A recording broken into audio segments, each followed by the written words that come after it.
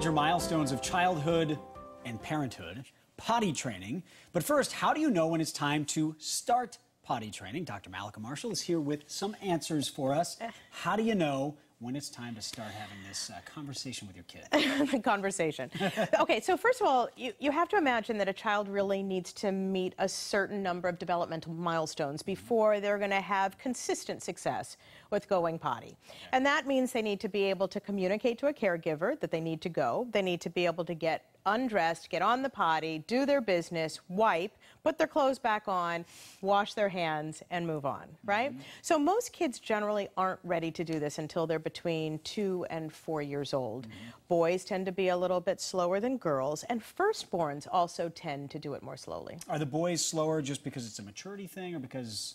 Or do they sit? Do you have boys sit at first? I'm going to be coming up against this soon. Do you have boys sit at first? No, yes you do, I'm sorry. Yes, you should start boys sitting because traumatic things can happen to a little boy who is actually trying to stand up and do their business, but it also is just easier. So for both boys and girls, you basically have them sit on a potty.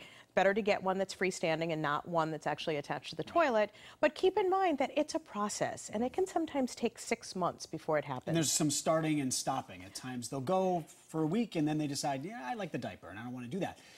Are there books that parents should get, and how soon do you start the books? So if your child is showing a lot of interest, then you may not need those materials. But if they don't seem to be particularly interested, then yes, you can buy videos, you can buy books, you can sit down and talk to them, and you might have to read them multiple times before the kid says, oh, maybe I should be doing this. We knew with my daughter, who's now almost 4, she said, I don't want to be in the diaper anymore.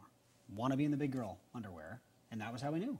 And she was ready. And that's a good point because, and believe me, these are not my tips. These are tips that I used from very expert pediatricians in the past. But when you're getting a child ready, make sure you change their diaper frequently so that they get used to being dry, right? Because you don't want them to feel comfortable when it's wet and soiled. So change it frequently, and that'll sort of get them used. And maybe have them change their own diaper. Very good points. Dr. Mallika Marshall, thank you so much. Next week, we're going to be talking how to actually get started. Today was how you know when it's time, how to get things going. We'll do that next week. Doctor, thank you so much. Stay tuned. And much more here on CBSBoston.com.